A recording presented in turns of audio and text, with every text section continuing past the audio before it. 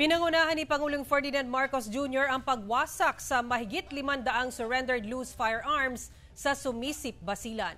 Narito ang report ni Efren Mamak ng GMA Regional TV 1 Mindanao.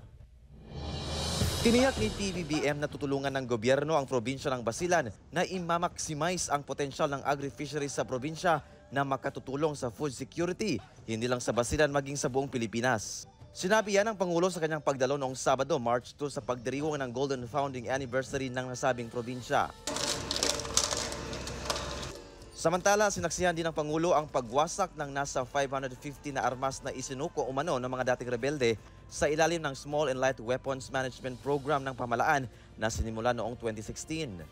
Magkatutulong umano ito para mas mapaigting pa ang kampanya kontra terorismo sa Pilipinas at mapanatili ang kapayapaan sa nasabing probinsya. Our presence in today's event reaffirms the truth that what was once a ground zero of war is now turned into an epicenter of peace. A province that was once tainted by violence and terrorism is now a zone of peace, made possible not by military might, but more so by a people saying no to violence.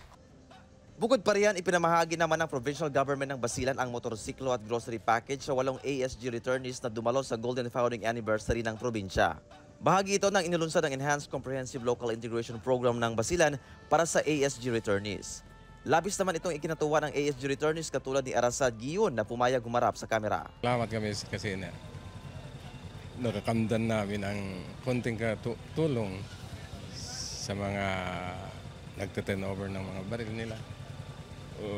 Especially myself. Nagpasalamat din ako kasi naka-involve ako dito. Mula sa GMA Regional TV 1 Mindanao, Efren Mamak nagbabalita para sa GMA Integrated News.